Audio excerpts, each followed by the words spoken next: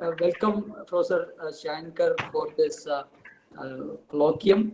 And also we have my colleagues, my students, and we have Professor Somak Chaudhary from Director Ayuka is also joined us for this talk.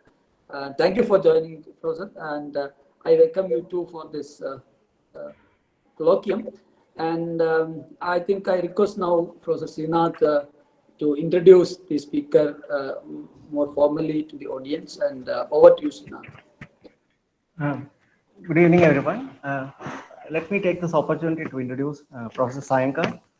He is currently associated with Department of Physics and Center for Theoretical Studies, IIT Kharagpur. His PhD is from IIT Kanpur in 1994, after which he was a postdoc in IOP Bhubaneswar and then at Ayuka. And he has been a faculty at IIT Kharagpur since 1998. He has been member of IAGRG, Indian Association for General Relativity and Gravitation, and was president of IAGRG during the last 2 years.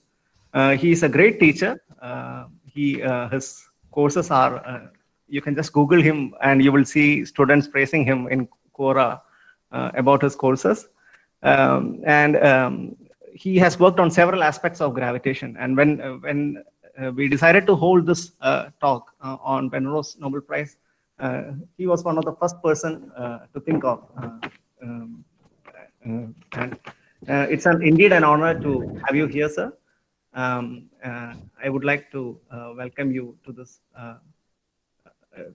colloquium. Over to you, sir. Okay, so thank you, Srinath, and thank you, Professor Adi Shankaran. So as I have given the title, as you can see, there are 3 topics here. I was told that this is going to be a talk meant for MSc students who may not know general relativity. So I will talk a little bit about a very introductory part on relativity in this talk. Just the very basics which I need to get over to the Raychaudhuri equation and then to the Penrose singularity theorem. So let me tell you that the Penrose singularity theorem is very, very difficult to explain to a common audience. So I will try whatever I can. So I will just limit myself to the very basics of the theorem. And I will try to point out how the Raychaudhuri equation and its consequences are crucial in the proofs of the Penrose singularity theorem, which of course won the Nobel Prize. And I'll end with repeating a little bit of the observational aspects of black holes, which Somak has talked about in his previous lecture. So let's begin. So let us begin with relativity. And relativity, as you know, relativity was born in Galileo's work. So that's the famous ship metaphor in a book which Galileo wrote in 1632, which had the name Dialogue Concerning the Two Chief World Systems. And it's known to compare the Copernican system with the Ptolemaic system. And these were at conflict. And this book essentially is a conversation between 3 characters: Salviati for the Copernican view, Sagredo for the neutral view, and Simplicio for the Ptolemaic view. And of course, Salviati represents Galileo's thoughts and views, and we all know that Galileo was under house arrest for believing in the Copernican view, and he died in 1642. And notably, Isaac Newton was also born in 1642. So in a conversation, this is what that conversation is. Salviati says, and you note the colored part of this quote over here. So if you read through this, you will find it says something which is at the root of the relativity principle. So it says, when you have observed all these things carefully, it's about a ship in water, whether it's static or it's moving. So it says, when you have observed all these things carefully, though doubtless when the ship is standing still, everything must happen in this way. Have the ship proceed with any speed you like, so long as the motion is uniform and not fluctuating this way and that. You will discover not the least change in all the effects named, nor could you tell from any of them whether the ship was moving or standing still. And that is the essence of the relativity principle. It says that the phenomena that you see on the ship,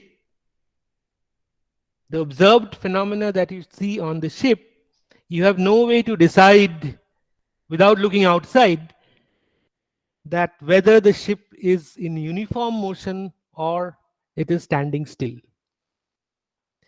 So the basic essence is that the laws of physics are the same in all inertial frames of reference. So that's basically the relativity principle. Okay. So Galileo is also famous for another experiment, which is called the Leaning Tower experiment, which is also attributed to Galileo, maybe a thought experiment. One never knows whether he actually did it. So Galileo dropped two spheres of different masses from the Leaning Tower of Pisa, is said to have dropped, to demonstrate that their time of descent was independent of their mass, supposed to be in the year 1589. And it contradicts the Aristotelian idea that heavy objects fall faster than lighter ones in direct proportion to weight. Now, it is said that this experiment did take place in Delft in 16th century, 1586, in the Netherlands, when the mathematician and physicist Simon Stevin and de Groot, the father of Hugo de Groot, conducted the experiment from the top of Nieuwerkerk. The experiment is described in Stevin's book, The Principle of Statics. But that's not the basic point. The basic point is the equivalence principle. What is that?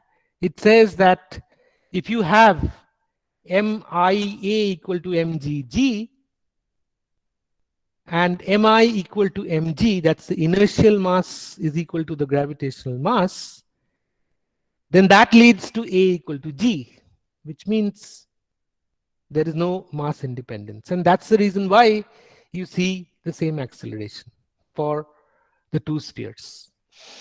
So the equivalence principle is also something which can be attributed to Galileo as such, just as the relativity principle is also attributed to Galileo. And these two principles are at the foundation of general theory of relativity. But before that, we must know what is the next thing that happened. So as I said, Newton was born in 1642 and he wrote the Principia in 1687, and he wrote down the laws of motion, the law of gravitation, talked about absolute time and invariance under Galilean transformations, which are given by this.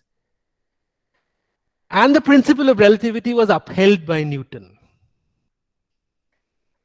But Newton's idea of light corpuscles, that light moving or light related to particles as such, did not succeed.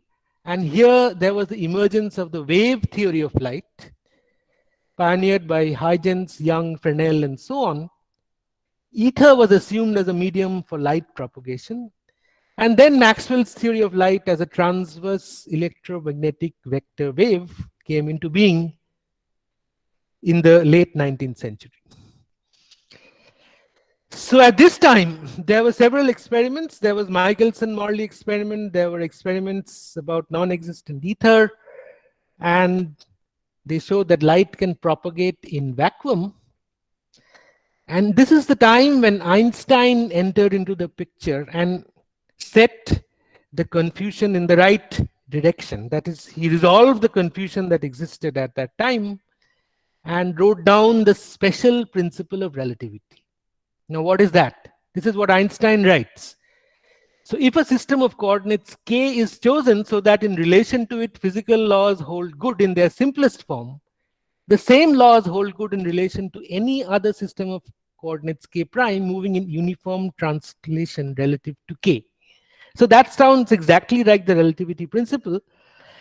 But there were other things which Einstein talked about. And one of the things that people knew was that the wave equation was not invariant under Galilean transformations. And Waldemar Voigt, Lorentz, saw the emergence of something called the Lorentz transformation, and they also noted the invariance of the wave equation. So these facts were known.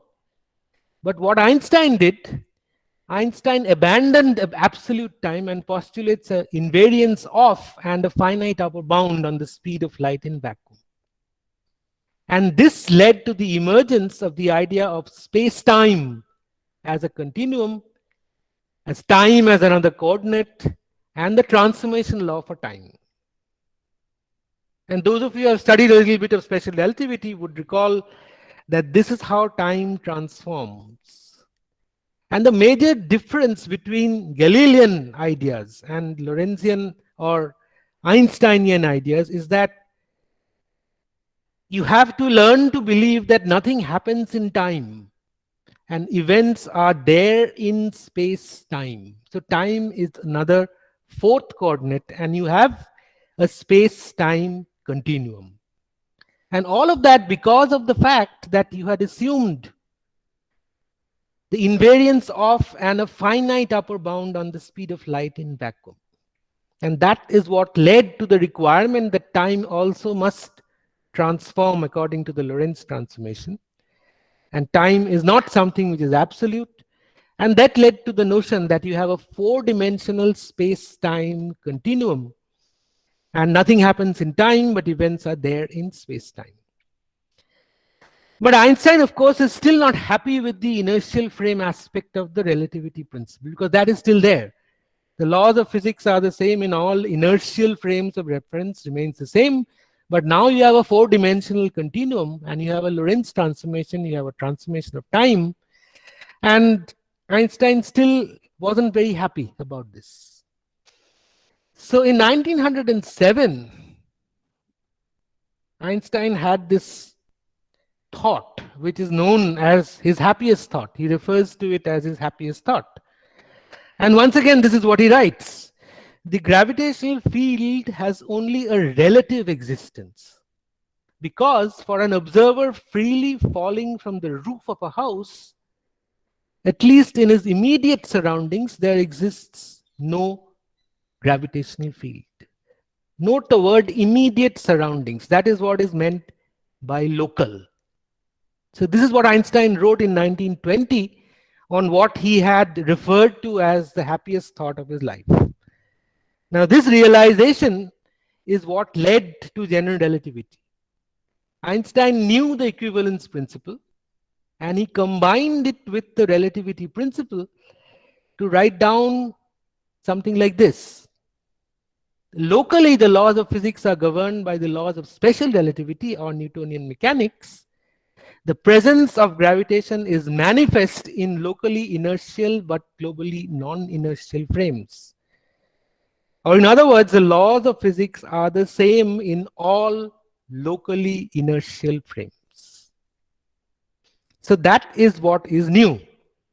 And that is what essentially led to the principle of general relativity. And Galileo's relativity principle is now generalized to include non-inertial frames, and gravity appears automatically. It's no longer a force. So for instance, you do this thought experiment, which is the lift experiment of Einstein. So the top figure shows a dropping ball in an accelerating spaceship on the left and a dropping ball on the surface of the Earth. And there's no distinction between the two events as seen by the observer on board. And the figure at the bottom shows the ball in a spaceship in uniform motion and a ball in freely falling spaceship. And once again, there is no distinction between these two. However, if you do the experiment like this, that you have two of these balls over here and two balls falling in an accelerating spaceship as seen by the observer on board, the trajectories are parallel. But if it happens as on the right, the cabin is on Earth and the observer sees a slight convergence towards the center of the Earth. That's a real gravitational field. Similarly, if you have uniform motion and you have free fall, the observer inside would see as if these two balls are coming closer towards each other, which is what is related to the presence of the gravitational field or a real gravitational field. So you can see it only in the presence of relative motion over here. Okay, so now one needs to translate the general principle of relativity in a mathematically useful form. How do you do it? So this is how you do it. So look at where you are. You are on the surface of the Earth, which is a sphere. The sphere is locally flat, but it's globally curved. Now correlate with the principle of equivalence, which says that locally the laws are special relativistic, but globally gravity appears. So here you come to the question, is gravity then geometric? And Einstein had a friend, Marcel Grossmann, who told him about Riemannian geometry and who told him about Riemannian spacetimes which were locally flat, like the sphere, which is of course non-Euclidean, but it's locally flat. So Einstein said that let us use the so-called metric functions Gij in the distance ds square and use these metric functions as required so that you can find the description of the gravitational field. So he made this identification with the help of Marcel Grossmann. So the idea became like this. The Einstein described gravity as a warping of space-time around a massive object. The stronger the gravity, the more the space-time is warped.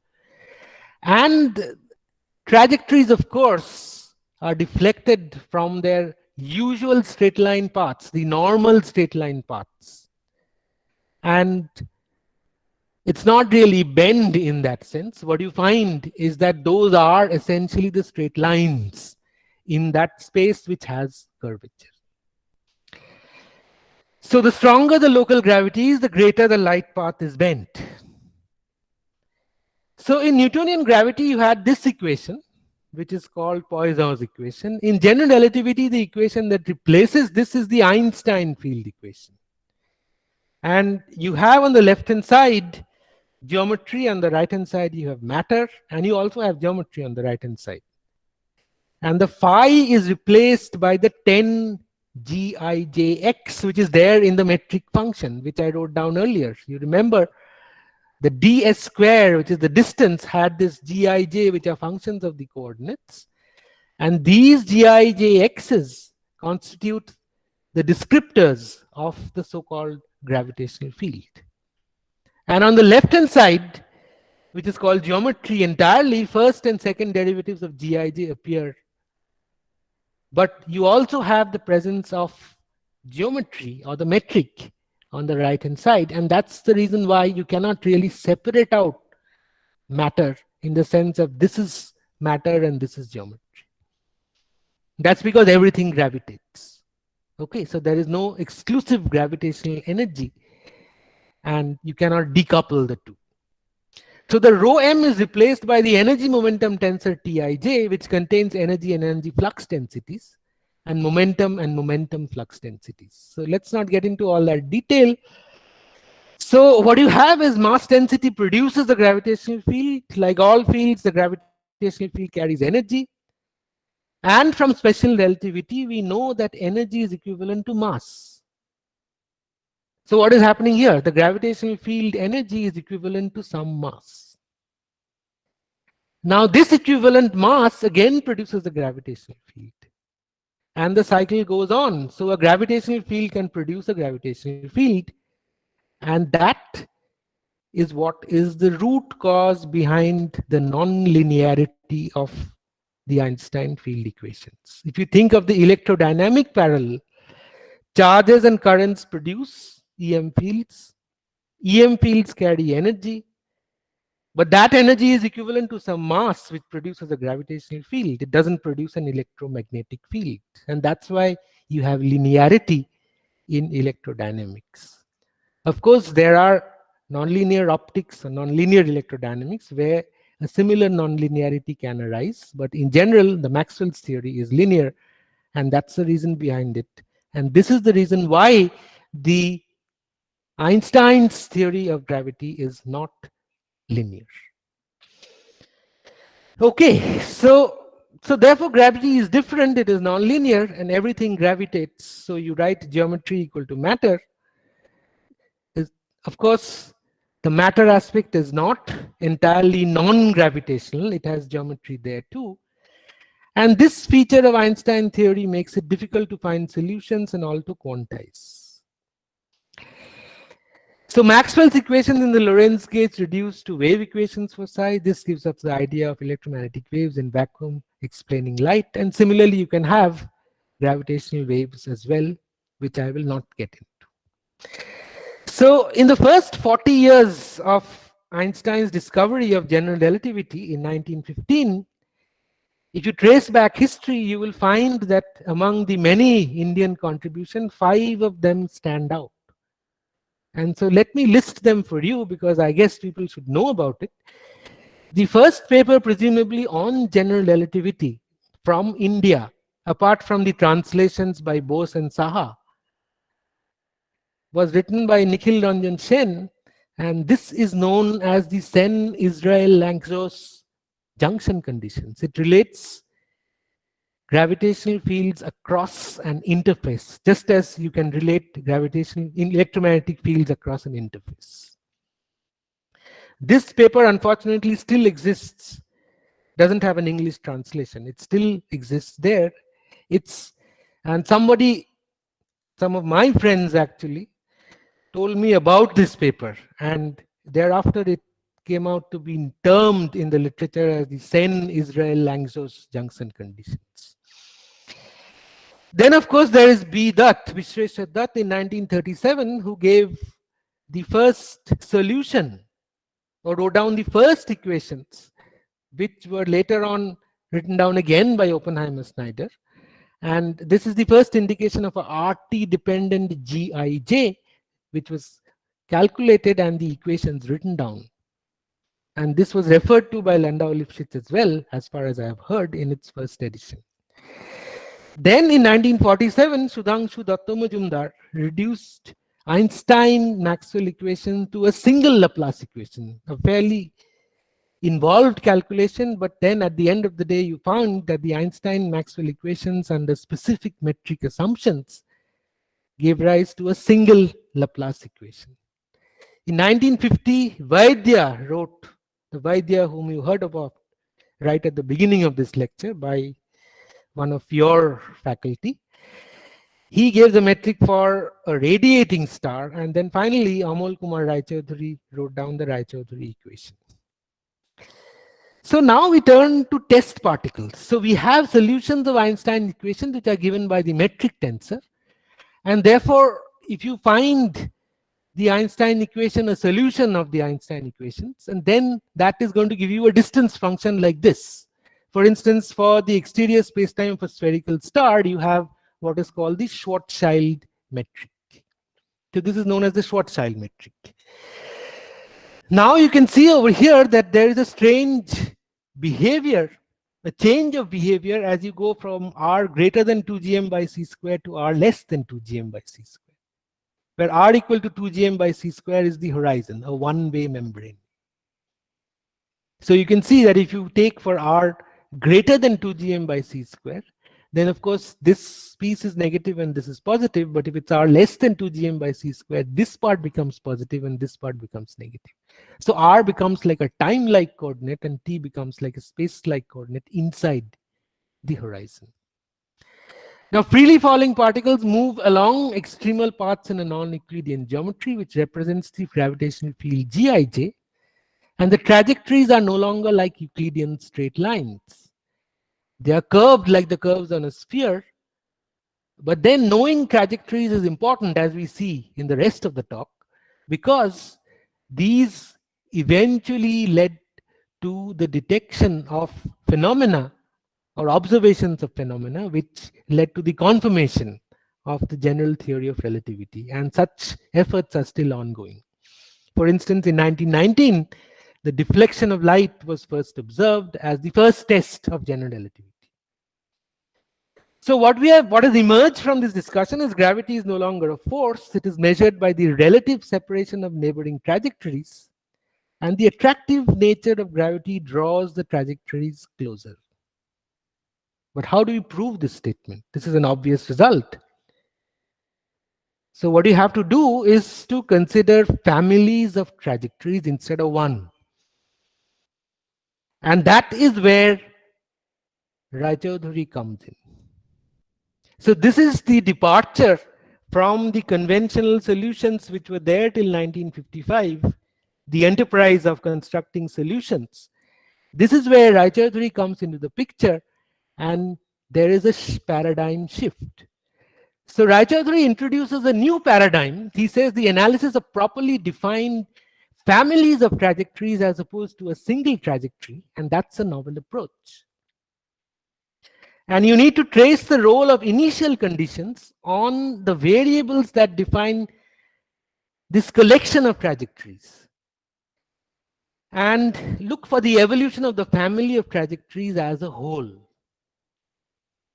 And you ask questions like, when do trajectories meet? Is it possible they never meet? When and how such a study of a congruence of trajectories could be significant? An equation governing the behavior of a family of trajectories is what is known as the Raychaudhuri equation. So the crucial variable in this equation is what is called the expansion, theta lambda. And the Raychaudhuri equation is an equation for theta lambda. And theta lambda is related to the gradient of the velocity field, as we'll see. The crucial ideas that emerge from this are geodesic focusing, trapped surfaces due to Penrose, and incompleteness also due to Penrose. So the focusing theorem and the Raychaudhuri equation are there in Raychaudhuri's own paper of 1955. 10 years later, Penrose introduces trapped surfaces and incompleteness, and all of these remarkably are related to the behavior of the expansion. The expansion, a quantity which is related to the gradient of the velocity field. So what I'll do now is to give you all related to the expansion and ask the question of what is the expansion. So let's go back to elementary mechanics and simple pendula. So you have these two pendula with different, set in motion with different initial conditions, u0, x0, and u0 plus delta u, x0 plus delta x. The question is, when will they strike each other? Obviously, they are going to strike. So what have I done? I have taken two different initial conditions for position and velocity, and I have set them in motion and they strike each other. So I ask, what are the trajectories? So you can write down x1t and x2t. All you have to do is write x0, u0 here, and x0 plus delta x, u0 plus delta u here. What does the striking of pendula mean? x1 at the striking time, tf is x2 at the striking time, tf. Where tf is the meeting time. You put these things together at tf, that's what you get. And you get delta u by delta x, which I name as theta naught. And you can see that is what is the gradient of the velocity across different trajectories. The time depends on alpha and the ratio delta u delta x at t equal to 0. And one can have many trajectories with the same ratio, but with different large delta u and large delta x. All of them meet at tf. So if you have 10 pendula like this, they will all meet at tf, at least theoretically. So this is why it is non-perturbative as such.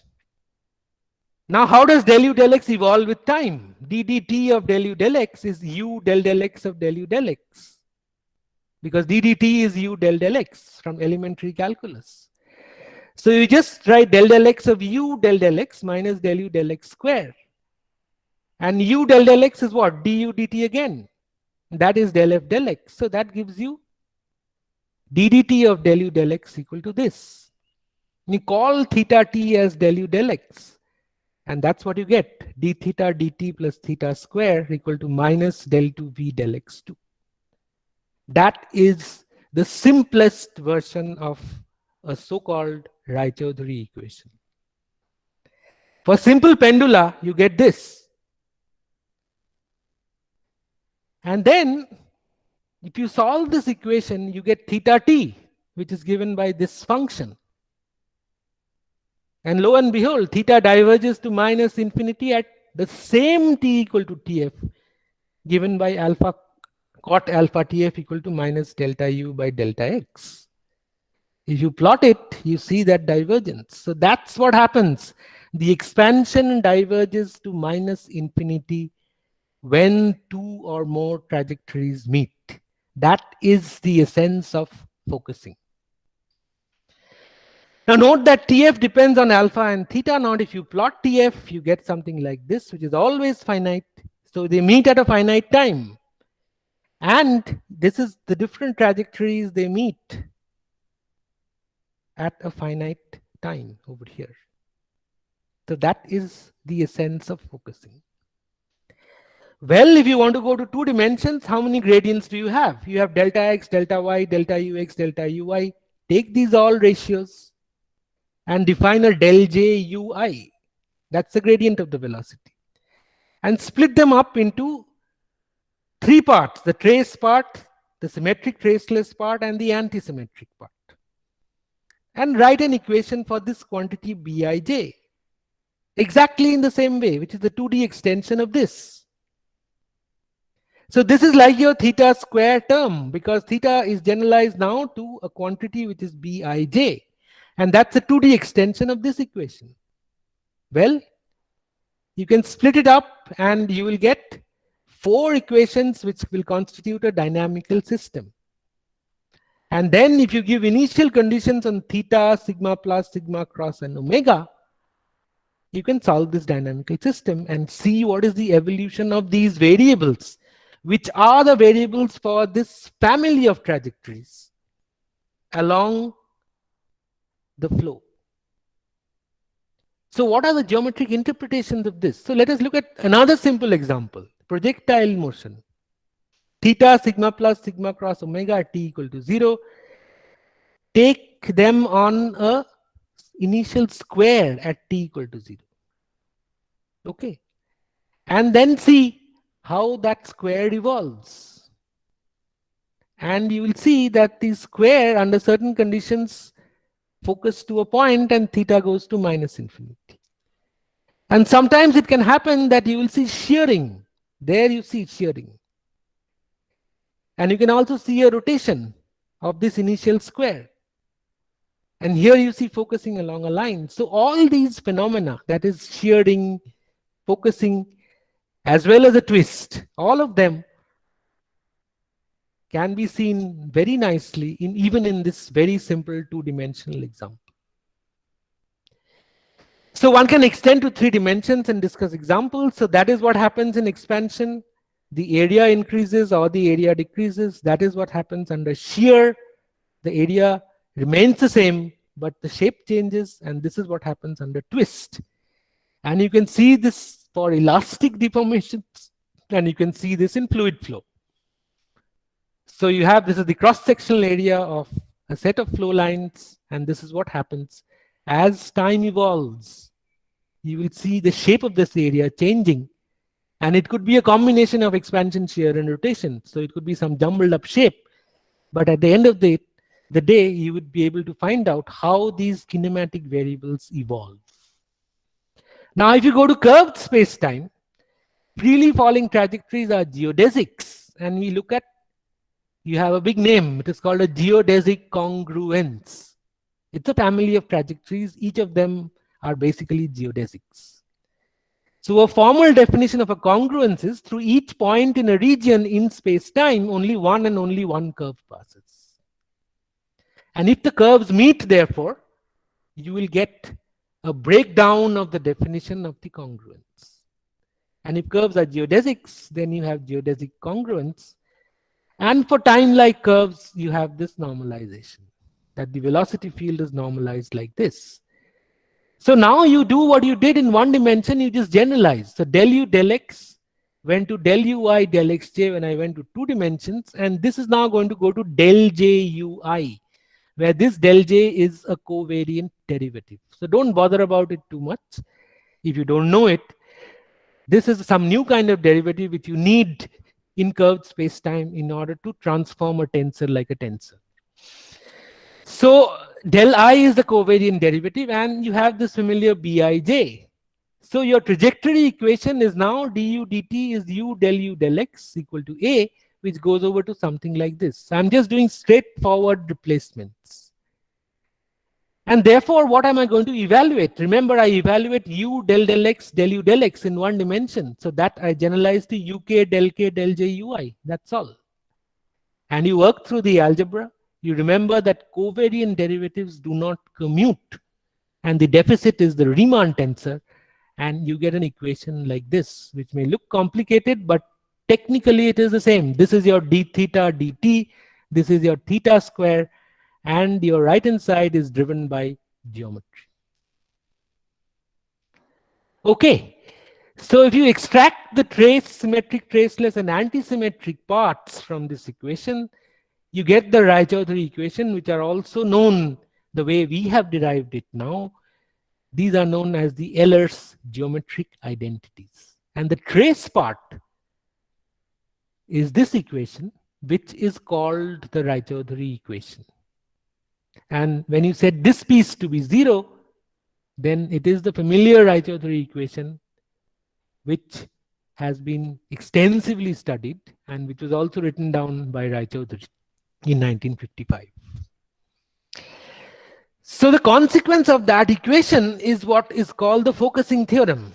You integrate the inequality assuming convergence conditions. So what is that inequality?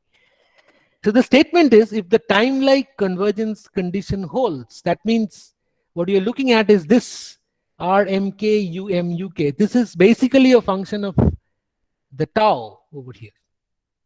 So if the time-like convergence condition holds and omega square equal to 0, that's there is no rotation, then initially converging geodesics theta naught is less than 0 must focus within a finite value of the parameter tau. What is tau? Tau labels points on these different curves.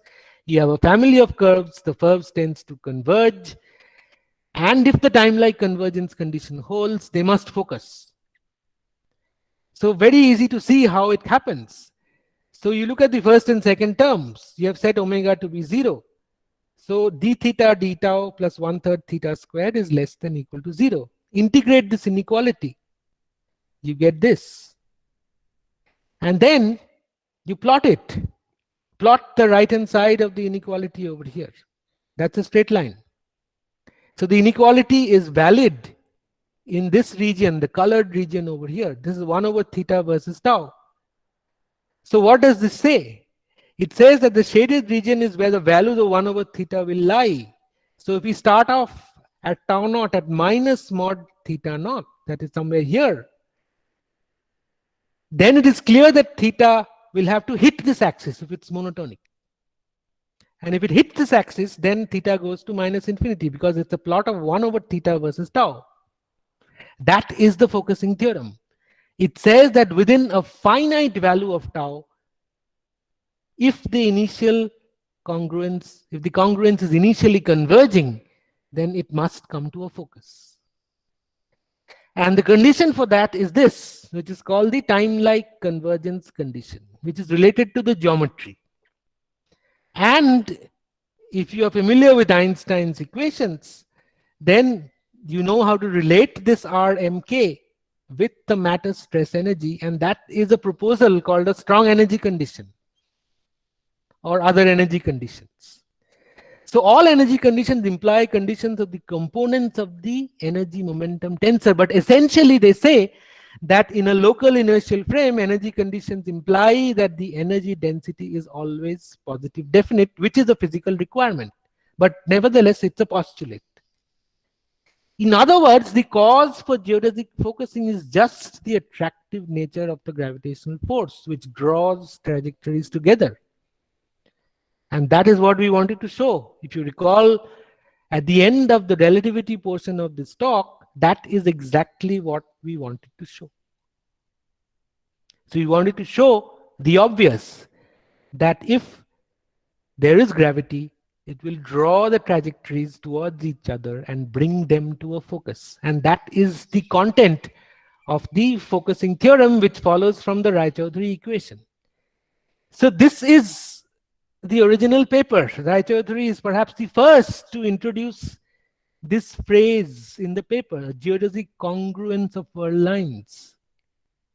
A similar phrase appears, of course, in the 1933 review by Robertson on cosmology, but not in the same context.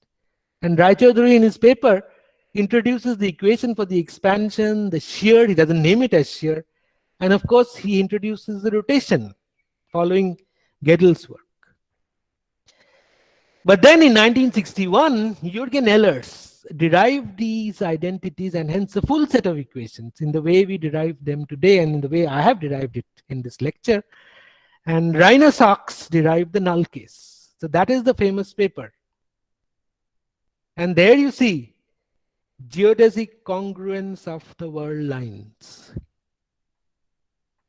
Remarkably, I tried a lot and I searched for this phrase in papers prior to 1955, and I did not see anything except that work by Robertson. So at the back of his mind, Raychaudhuri had this idea of a family of trajectories, which I have been emphasizing right through. Now for null geodesics, so that was all for time-like geodesics, the thing is a little difficult, but you, at the end of the day, you get an equation for the expansion, which is given by this. And for Minkowski space-time, the null geodesic congruence essentially gives rise to an expansion which is just 2 over r. And you can see what is happening here. There it is. So you have these lines, which are the congruence lines, and they focus backward in time to the point P. Time here is basically the parameter that labels the points on the curve. So the geodesics emerge from the origin at P and spread in all directions along the light cone. And there is a similar focusing theorem, because technically this equation is almost the same except for this half sitting over here instead of the 1/3 we talked about. So there will be focusing of null geodesics as well. So what do we end at now? We have the focusing theorem, we had the Raychaudhuri equation, and right before that I talked about relativity, the importance of the metric, and the Schwarzschild solution, the strangeness in T and R in the Schwarzschild solution, the horizon. And then I told you that you have an equation for the expansion which gives rise to the focusing theorem. And you have a similar focusing theorem for null geodesics as well. Well, so now let me turn to the Nobel Prize in Physics, especially the work of Roger Penrose. And of course, the work of Andrea Ghez and Reinhard Genzel has been discussed by Shomok, and I will just mention it towards the end of the talk. Well, Roger Penrose, a brief vitae over here, born 1931 in Colchester, Essex, to Margaret and Lionel Penrose, grew up partly in Canada, BSc in Maths from University College London, PhD with John Todd at St. John's College, Cambridge in 1958, a purely mathematical thesis, tensor methods in algebraic geometry. And then in his brief biography in his collected works, he attributes his influence, or he being influenced rather, he attributes he being influenced by Dennis Sciama to work in astronomy and astrophysics. And he credits it entirely to Dennis Sciama, apart from Felix Pirani also and Hermann Bondi, as well as Paul Dirac. But the main influence is Dennis Sciama. And he was a reader at Birkbeck College, London, when he wrote this famous paper, Gravitational Collapse and Space-Time Singularities. And there is the paper. 18 December 1964 in Physical Review Letters. And a beautiful picture. Penrose, famous already for Penrose diagrams in 1965. And that's a beautiful picture. We will try to understand what this exactly means in the rest of the talk. 2.5 pages, that's all. So let's see what Penrose is trying to say.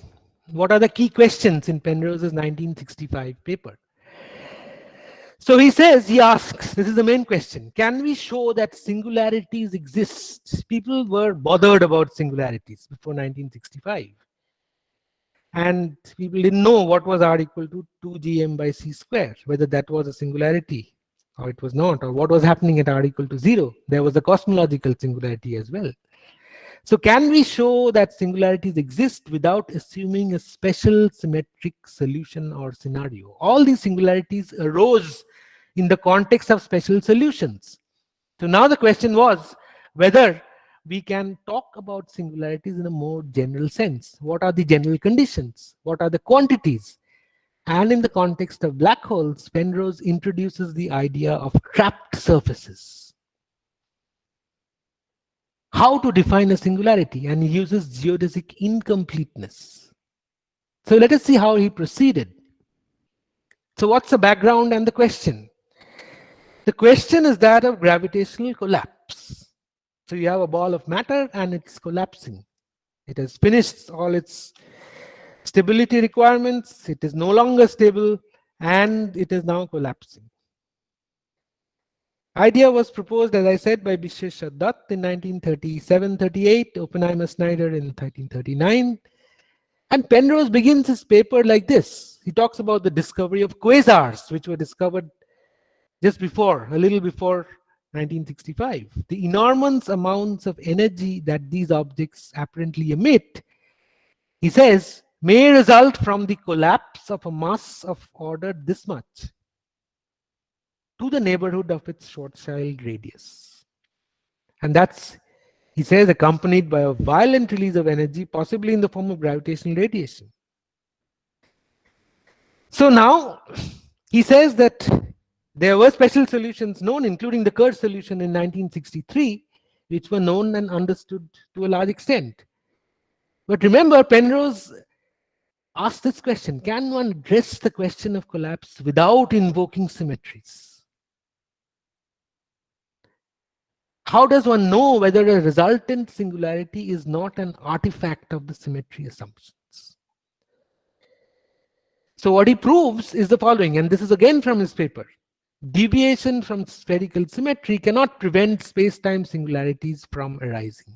And this is what he proves. And he talks about 4 things that can happen if singularities do not occur. He said negative local energy occurs. Einstein's equations are violated. Or he says the space-time is incomplete, so what? And there's a nice footnote.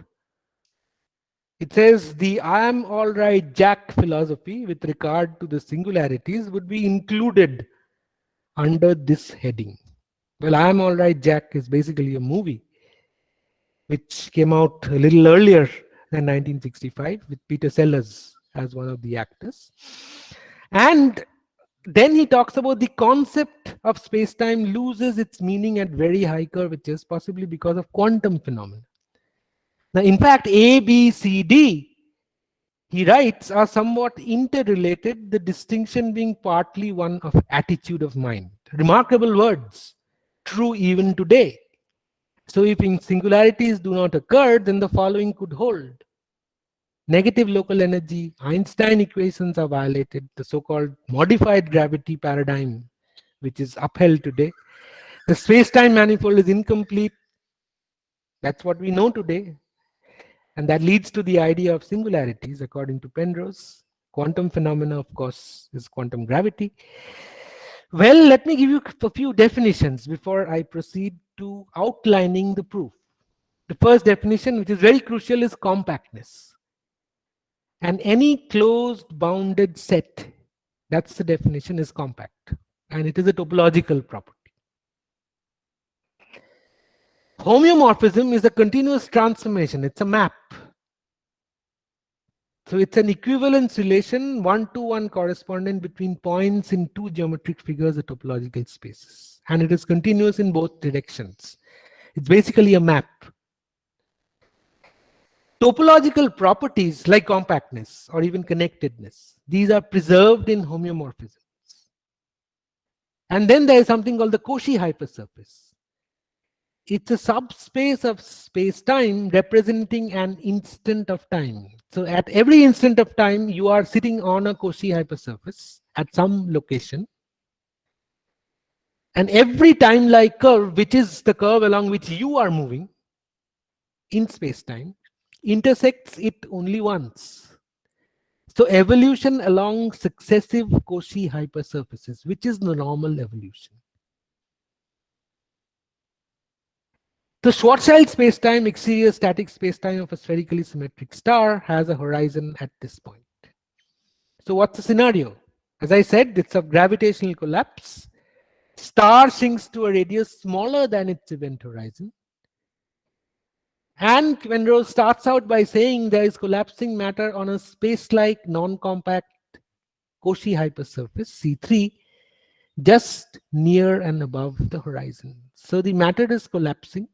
It has not yet gone into the horizon. The external observer can still see the emission of signals, but those signals are coming at larger and larger times as the collapse proceeds towards the horizon. So the external observer does see this collapsing matter before it reaches the horizon, and then nothing is known. So Penrose asks, what happened? We know that the geometry outside a collapsing body is Schwarzschild with a horizon. And the question is, what lies in the future of this initial Cauchy hypersurface C3, which was non-compact? Is there a general answer? And here he introduces the idea of a trapped surface. So as I said, you are now inside the horizon. And you want to know what has happened, because nothing is coming out from the horizon. So Penrose paints a general picture. So he says, in the empty space to the future of C3, it is possible that a space-like two-dimensional surface, like a sphere, exists. And what is the property? The property is that old expansion, theta, the expansion for both outgoing and incoming null geodesic congruences of families of null geodesics, both are negative. If something is outgoing, that is also negative, so it bends over and comes back again. That's why nothing comes out. And you have a trapped surface right beyond the location of the horizon. Now you can construct mathematically these trapped surfaces in various space-times, such that both expansions for the outgoing and incoming null geodesic congruences are negative.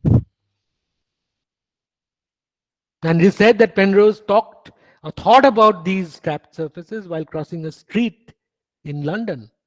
Maybe he got trapped at that time. So such surfaces are known as trapped surfaces. What happens if there are trapped surfaces?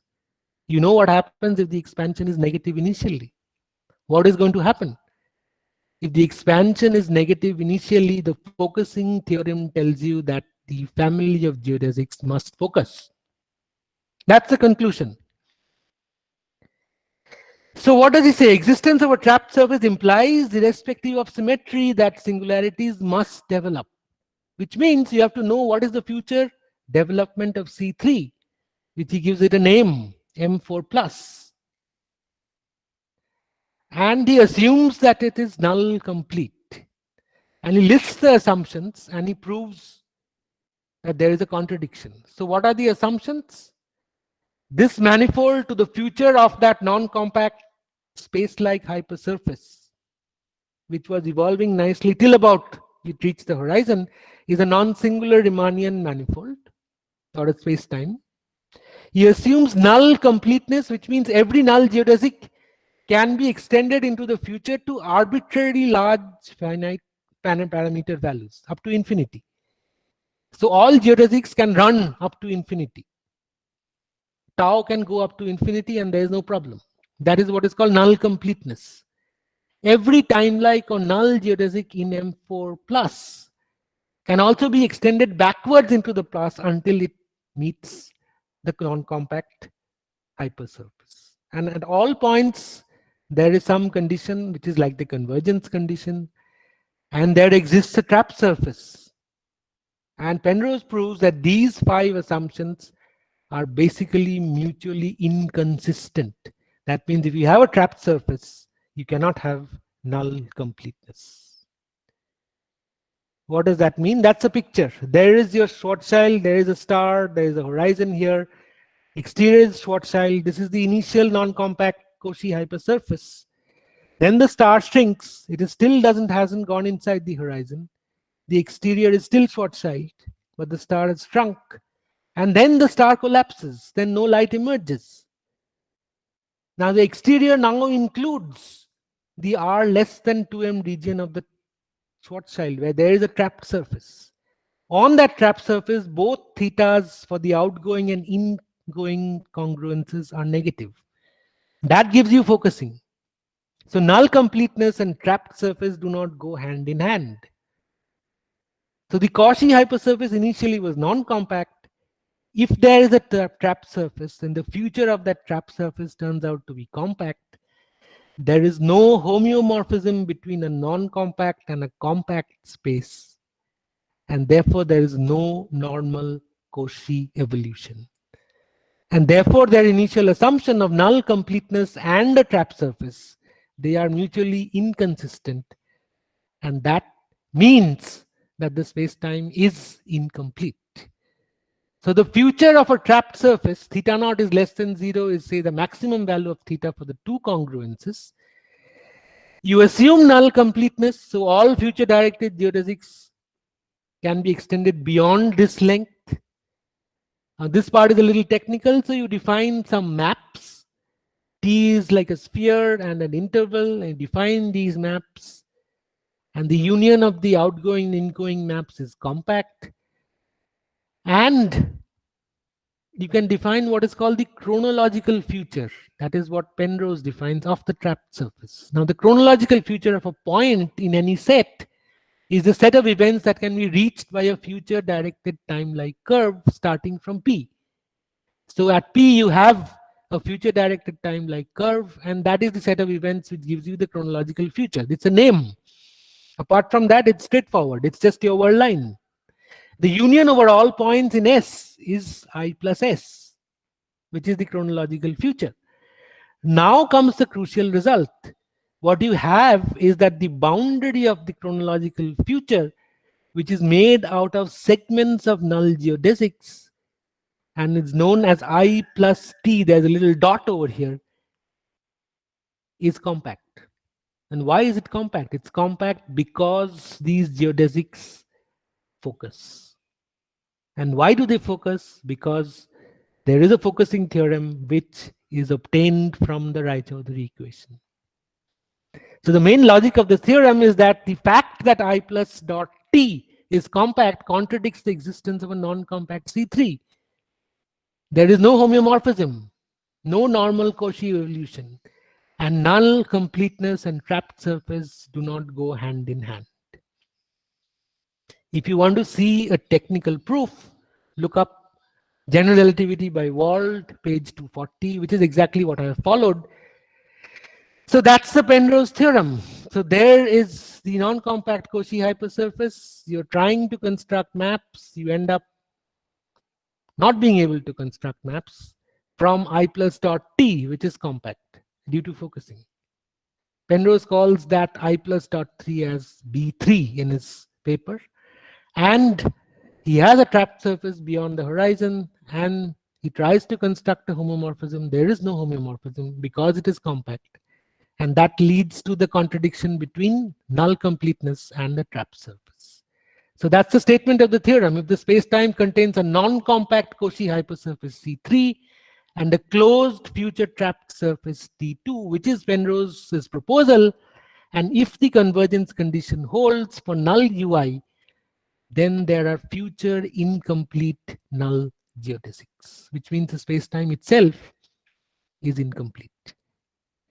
The power of the theorem lies in its generality and its use of topological and geometric arguments. The theorem valid for Lorentzian spacetime where the null convergence condition holds.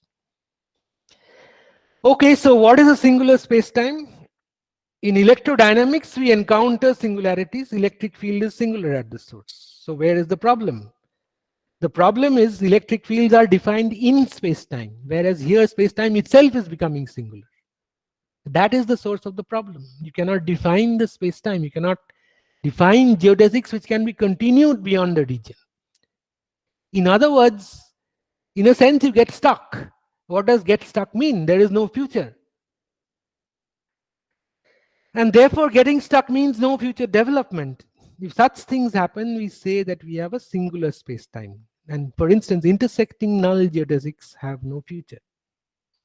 But then, this idea of geodesic incompleteness, where one gets stuck, is not proved to be a location of infinite density or infinite curvature. It so happens that it is so for the Big Bang or the black hole, but there is no proof. Even today, there is no proof. So Penrose didn't prove this. He proposed that singularities are locations where the space-time itself becomes incomplete. So it's an incomplete space-time. That's what is called a singular space-time. But he didn't show that that region has infinite density or infinite curvature. Well, after the paper of Penrose, there were several theorems proved by Hawking, Garrosh, George Ellis, and so on during this period, 1965 to 72, and Hawking reversed Penrose's argument to arrive at the cosmological extension, and he showed using similar arguments that there has to be a Big Bang.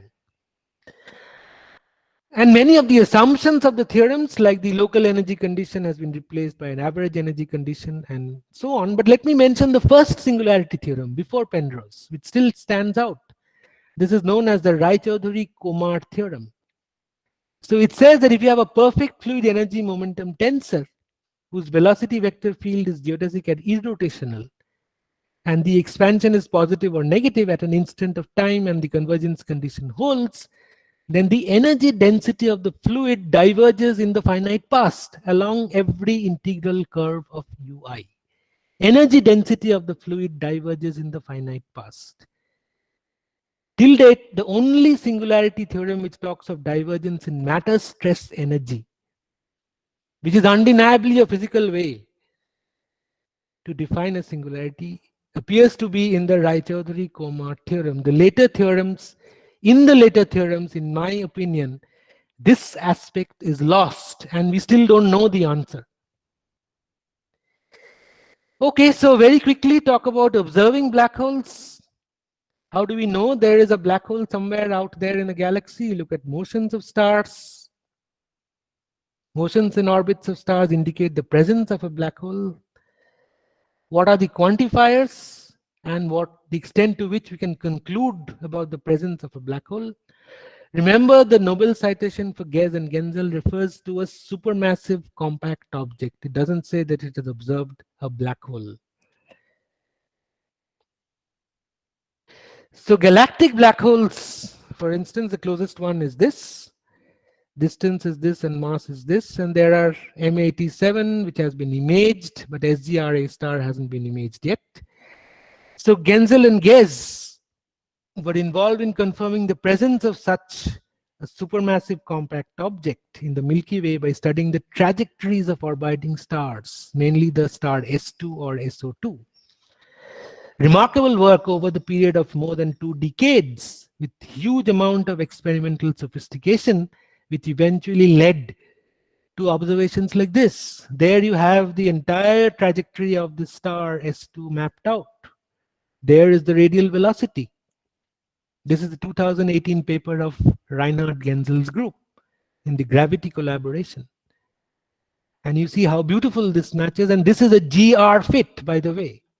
This is taking into account general relativity as such. And SGR-A star is at the focus of this orbit. Well, the gravitational redshift confirms the GR effect. There you see the gravitational redshift happening. And Andrea Ghez, 2019, exactly similar curve, once again. Exactly similar radial velocity profiles. And exactly similar, they observed it for more than 15 years. This is from their science paper.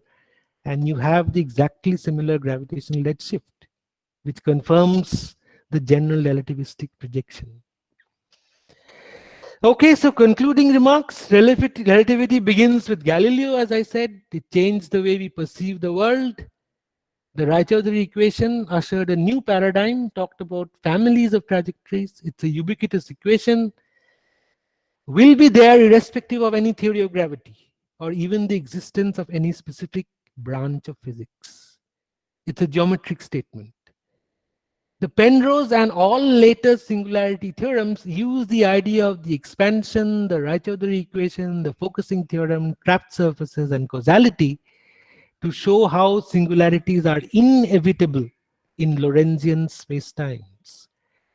The main point is the generality of the proof and the result. It is just something which happens in Lorentzian spacetimes. That's all.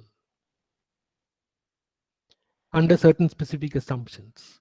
Well, the Nobel Prize, therefore, if you look at it in a general sense, it's for the study of trajectories and families of trajectories.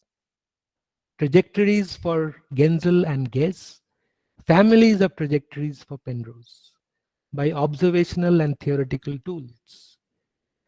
Penrose's Wikipedia biography has this statement: Penrose-Hawking singularity theorems were inspired by Amol Kumar Raychaudhuri's Raychaudhuri equation.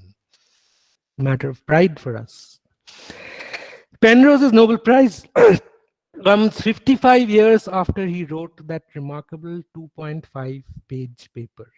But then, let us conclude by saying that at the end of the day, we will probably never be able to see a black hole directly.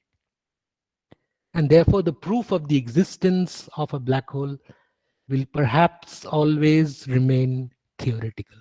Thank you.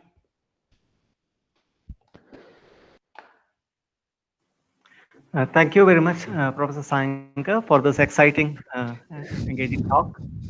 There are a few questions, both in YouTube as well as in the chat.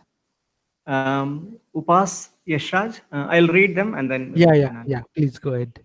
Upas Yashraj, she wants to know if gravity is not a force, then from where the proposed idea of graviton comes into the picture of quantum theory. What is the proposed idea of graviton? Nobody knows about the graviton, right? So the graviton is supposed to be a quantum of gravity. Okay, it's supposed to be a quantum of the gravitational field as a field. We still don't know fully the details about the graviton. So that has nothing to do with the idea of the classical gravitational field as thought of, not as a force in general relativity. So what I have been talking about largely is classical general relativity, where the departure from Newtonian gravity is the fact that gravity is no longer a force. It is related to the space-time geometry. Now, if space-time geometry is quantized, then you can get these carriers of the gravitational field, which would be called as gravitons, just as there are photons, but their existence has to be proved. In the gravitational wave research, there are bounds on the mass of the graviton which have come up and are coming up in various papers. But still, we do not know a full quantum theory of gravity, so we still do not know about the graviton much. Okay, so that's my answer. Thank you. So you talked about this the example of simple harmonic oscillator, the various aspects of Raychaudhuri equation. So there is a question by Shubham Gupta. So in quantum mechanics, we talk about probability distributions, probability density. So can we relate this and Raychaudhuri's equation? That's a good question. So nobody has ever found yet the quantum version of the Raychaudhuri equation. It is still something which people are working on and people do not know. So it is an unanswered question. So it's an open question which is looking for an answer, and maybe someone like you can find an answer in future. I welcome that.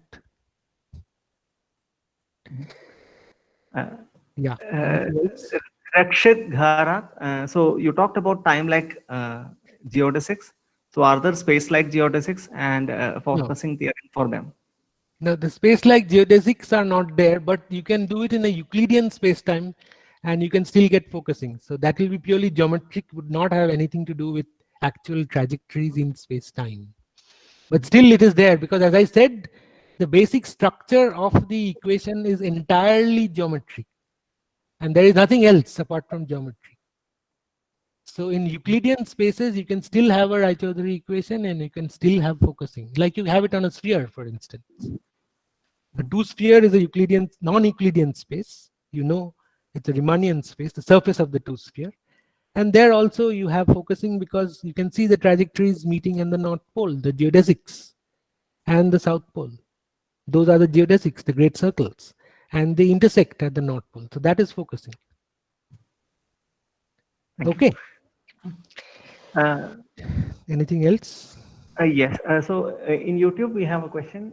So why is it difficult to you solve for a two-body problem in general relativity? Why is it difficult to solve a two-body problem in general relativity? Well, two-body problems, exact solutions are difficult because you need to know the metric for the two bodies. Basically, you have to find the metric representing the dynamics of those two bodies by solving Einstein's equation. So having a single body and looking for the metric is easier. But of course, if you have two bodies, it's going to be more complicated. Even Newtonian mechanics, two and three body problems. Two-body problems are, of course, solvable. But if you can reduce it, if you can reduce that two-body problem to an effective one-body problem, like you do in Newtonian mechanics, then you can solve it. So that is what people do normally when you look at test particle motion in a gravitational field. So you're effectively talking about motion of a relatively small test particle in a gravitational field of, say, the sun.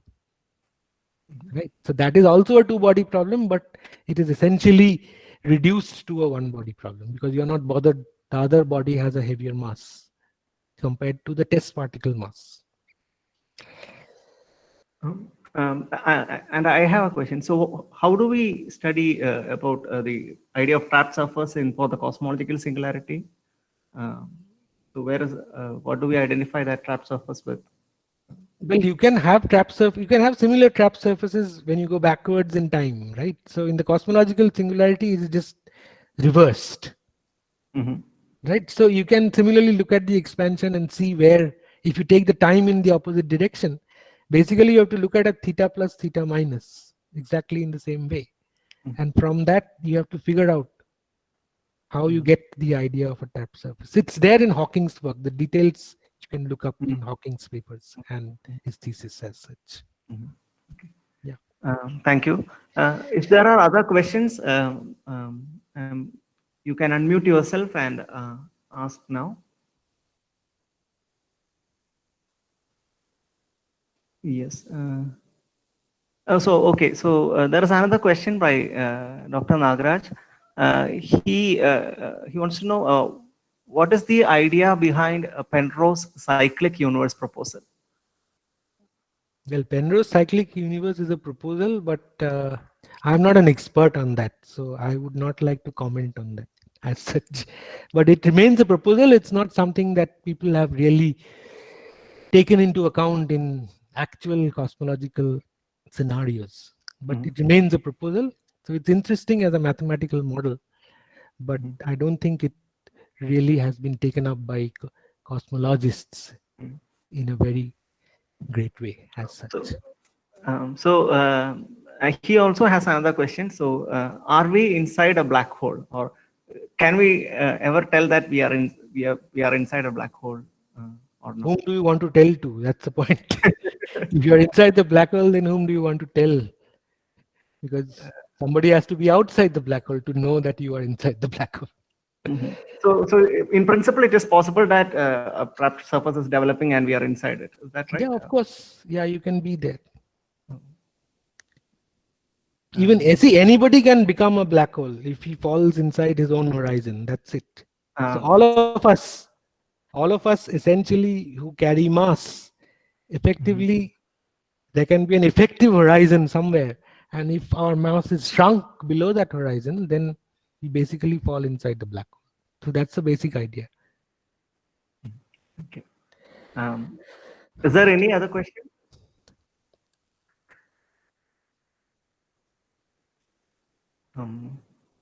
Okay. So thank you very much for your time. There's some and for the question. interesting talk.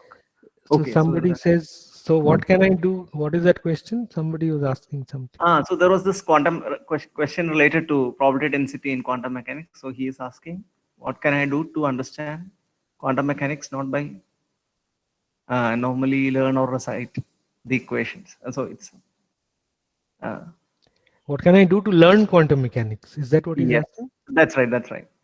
Without Yeah. through the formal without the formal process. What is the formal process, by the way? Like you go to a class, listen to the workout Well, problems. if you don't want to follow the formal process, then there are a large number of opportunities for you. You can look up video lectures, you can look up books, and you can learn, but you have to consistently follow a certain discipline and learn things as you go along and solve problems. It's not that you just superficially look up things here and there and say that you're excited about it. That doesn't make sense, right? So that's the basic idea.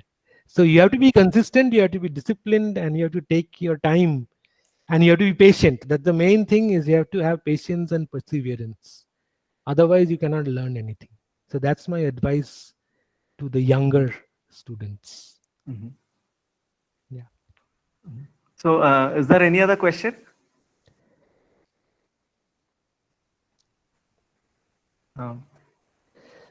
Okay, so thank you very much. It was indeed an exciting talk. And I would like to take this opportunity to thank all the three speakers. Both other two speakers are also with us today, Dr. Nilkamal Mahanta and Professor Somak Rai Chaudhary. So I would like to thank them as well, and all the audience who came for all the 3 days. Thank you very much. We would have ideally liked this program to happen in the campus, but unfortunately due to this has been a peculiar year. But hope to invite you all to NITK at some point. So thank you very much, Srinath, and thank you the very much. others who were organizing this. And I hope if there are questions, they can always email me and ask me if they want some answers. Okay. Thank you very for much. arranging all Thank this. you. Thanks a lot.